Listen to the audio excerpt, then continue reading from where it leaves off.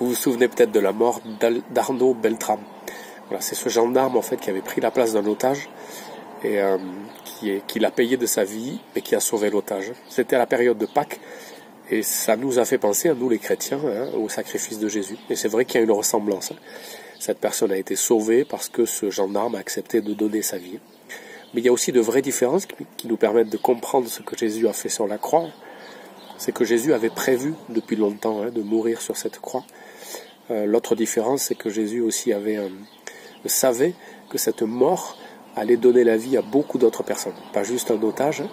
En plus, quelque chose aussi de particulier, c'est que Jésus connaissait les otages en quelque sorte. Arnaud Beltrame ne connaissait pas cette personne qui l'a sauvé. Jésus en fait nous connaît et il veut nous sauver et il meurt sur la croix pour nous sauver et puis il ressuscite, ce qui est pas le cas d'Arnaud Beltrame, en tout cas pas de suite. Si Arnaud est un chrétien, évidemment, il va ressusciter au jour du retour de Christ.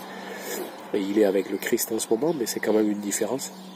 Voilà, donc il y a des ressemblances et il y a aussi des différences parce que Jésus n'est pas juste un sage qui donne sa vie pour les autres, mais c'est le Fils de Dieu qui meurt à la place des êtres humains et qui peut du coup sauver leur vie.